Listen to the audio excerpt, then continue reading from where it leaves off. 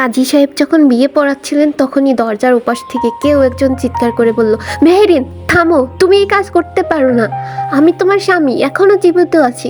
আমি থাকতে তুমি অন্য কাউকে বিয়ে করতে পারো না। দোহাই লাগে মেহেরিন, তুমি বিয়েটা করো না। দেখো আমি ফিরে এসেছি।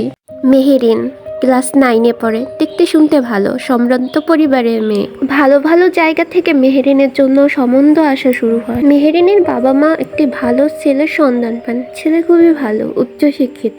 মেহেরিনের বাবা মা তার সাথে মেহেরিনের বিয়ে ঠিক করেন। মেহেরিন ছিলেন খুবই বাধ্য মেয়ে, বাবা মার কথাই সব। তাই বাবা মার কথা অনুযায়ী সেও বিয়েতে রাজি হয়ে যায়। পরিবারের একমাত্র মেয়ে, সবার আদরের। বেশ ধুমধাম করে মেহেরিনের বিয়ে শেষ হয়। বিয়ের পর মেহেরিনের জীবনটা ছিল খুব সুন্দর, একদম স্বপ্নের মতো। তার স্বামী তাকে চোখে হারাতো। তার 1 বছরের মধ্যে মেহেরিন একটি পুত্র সন্তানের জন্ম দেয়। ছেলে, সংসার সব মিলিয়ে মেহেরিনের দিনগুলো কাটতে থাকে অনেক সুন্দর। হঠাৎ একদিন মেহেরিনের স্বামী নিরুদ্দেশ হয়ে যায়। তার ফোন বন্ধ, কোনো খোঁজ খবর নেই। কেউ জানে না সে কোথায় গেছে।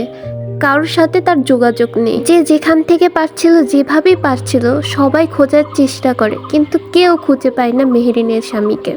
আসলে যে নিজ থেকে হারিয়ে যায় তাকে কি খুঁজে পাওয়া সম্ভব? না, সম্ভব না।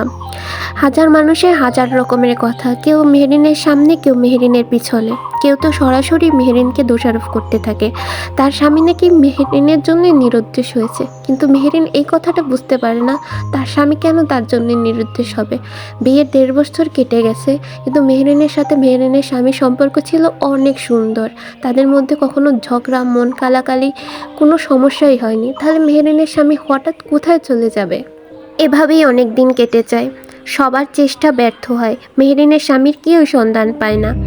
মেহেরিনের শ্বশুরবাড়ির দিনগুলো কাটতে থাকে ভয়ানকভাবে। মেহেরিনের শ্বশুর, শাশুড়ি, শ্বশুরবাড়ির আত্মীয় স্বজন নানাভাবে মেহেরিনকে নানা কথা শোনাতে থাকে। এইসব কথা গিয়ে এবার পৌঁছায় মেহেরিনের বাবা মার কানে। মেয়ে ভালো নেই, তাই মেয়ের শ্বশুরবাড়ি চলে এসেছেন মেহেরিনের বাবা মা। মেয়েকে অনেক বুঝিয়ে সুঝিয়ে মেহেরিনকে নিয়ে মেহেরিনের বাবা মা মেহেরিনের বাপের বাড়ি চলে আসে।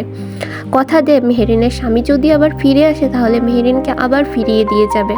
মেহেরিন ছিলেন চঞ্চল স্বভাবের, খুব হাসি খুশি ছিলেন মেহেরিন। সেই মেহেরিন এখন চুপচাপ হয়ে গেছে, ঘরের দরজা বন্ধ করে রাখেন। খুব একটা কথা বলে না কারোর সাথে, প্রয়োজন ছাড়া কথাই বলে না মেহেরিন। মেহেরিনের বাবা মার এসব সহ্য হচ্ছিল না, তাই মেহেরিনের বাবা আবার সিদ্ধান্ত নেয় তাকে স্কুলে ভর্তি করে দেবে। মেহেরিনকে আবার ক্লাস 9-এ আবার ভর্তি করানো হয়। শুরু হয় মেহেরিনের পড়াশোনা, সাথে স্বামীর জন্য অপেক্ষা। মেহেরিন সবসময় তার স্বামীর জন্যই অপেক্ষা করতেন। মেহেরিন ভাবতেন তার স্বামী একদিন না একদিন ফিরে আসবে, হয়তোবা আজ আসবে, নয়তোবা কাল আসবে। এইভাবেই দিন কাটতে থাকে মেহেরিনের সাথে তার ছেলেও বড় হচ্ছিল।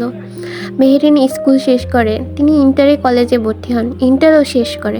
তারপর তাকে বিয়ে ভর্তি করানো হয়।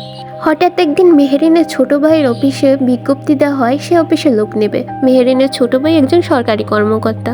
মেহেরিন ইন্টারভিউ দেয়। আগে বলেছিলাম মেহেরিন পড়াশোনায় খুবই ভালো ছিল, তাই সে ইন্টারভিউ পাশ করে যায় এবং মেহেরিন একটা সরকারি চাকরিও পেয়ে যায়।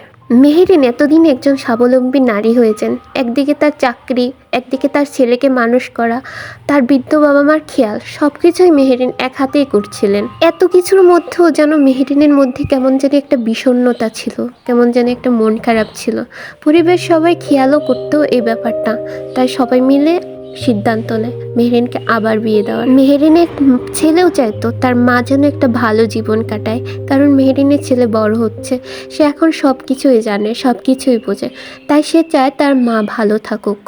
মেহেরিনকে যখন বিয়ের কথা বলা হয় তখনই মেহেরিন রাগ করে। মেহেরিন কোনোভাবেই বিয়েতে রাজি হচ্ছিল না, কিন্তু মেহেরিনের ছেলে অনেক কিছু বুঝিয়ে সুঝিয়ে মাকে শেষ পর্যন্ত বিয়ের জন্য রাজি করিয়ে ফেলে। অবশেষে মেহেরিন বিয়ের জন্য রাজি হয়। মেহেরিনের বিয়ে ঠিক হয় একজন শিক্ষিত ভদ্রলোকের সাথে। ভদ্রলোকের বউ ছিল, বউ মারা গেছে কোনো রোগে। ভদ্রলোকের 2টা সন্তানও আছে। সব কিছু জেনে শুনে মেহেরিনকে সে বিয়ে করতে রাজি হয়। সেদিন মেহেরিনের বিয়ে। ঘরবাড়ি সাজানো হয়েছিল, আত্মীয় স্বজনরাও আসছিল। মেহেরিনের ভাবিরা মেহেরিনকে সাজাচ্ছিল। মেহেরিন বলল, ভাবি আমাকে সাজিও না তো, বুড়ো বয়সে একটা বিয়ে, রং মেখে এখন আর সংসার যেতে চাই না। তার ভাবিরা কি তার কথা শুনে? মেহেরিনের বয়স 38 বছর হয়ে গেছে, কিন্তু মেহেরিন দেখতে এখনও অনেক সুন্দর। মেহেরিনকে লাল টুকটুকে আবার বেনারসি পরানো হলো। অল্প স্বল্প গহনা গাঁঠিয়ে অল্প শত সাদামাটা মেকআপ করে মেহেরিনকে সাজানো হলো। বিয়ের আড়ম্বরও শুরু হয়ে গেল। কাজী সাহেব যখন বিয়ে পড়াচ্ছিলেন তখনই দরজার উপাস থেকে কেউ একজন চিৎকার করে বলল, মেহেরিন থামো, তুমি এই কাজ করতে পারো না।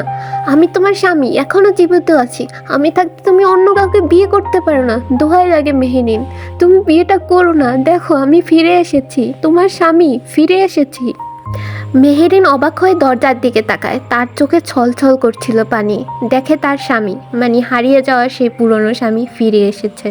চিৎকার করে বলছিল, মেহেরিন তুমি এই কাজটা করতে পারো না, তুমি তো আমার বউ, তুমি এই কাজটা করতে পারো না। আমি বেঁচে থাকাকালীন তুমি অন্য কাউকে কিভাবে বিয়ে করো?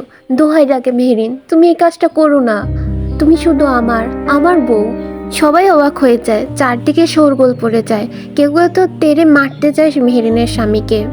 মেহেরিনের স্বামী আসাদ, এতকাল ধরে তিনি ইন্ডিয়ায় ছিলেন, ইন্ডিয়ায় নাকি ব্যবসা করছিলেন, কিন্তু মেহেরিনের একদিনের জন্য কোনো খোঁজ খবর রাখেননি। হঠাৎ মেহেরিনের বিয়ের দিন হাজির হয়েছেন স্বামীর দাবি নিয়ে। মেহেরিন কোনো কথা বলতে পারছিল না, তার দু চোখ গড়িয়ে শুধু পানি পড়ছিল। সবাই বোঝাচ্ছিল মেহেরিনকে, আসাদের কথা বিশ্বাস করো না, এতদিন ইন্ডিয়া ছিল তো কি হয়েছে, খোঁজখবর নেওয়া যেত না, কেন খোঁজখবর নেয়নি? ওর মনে নিশ্চয়ই কিছু একটা আছে, তুমি আসাদকে বিশ্বাস করো না।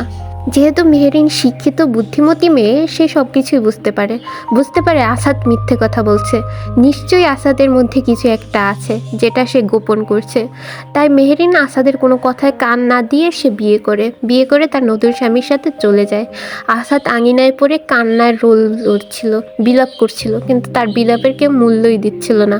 আসলে যাকে যখন প্রয়োজন, সে যখন পাশে না থাকে, পরবর্তীতে যতবার ফিরে আসুক, সে 1000বার ফিরে আসলেও তাকে আর গ্রহণ করা যায় না।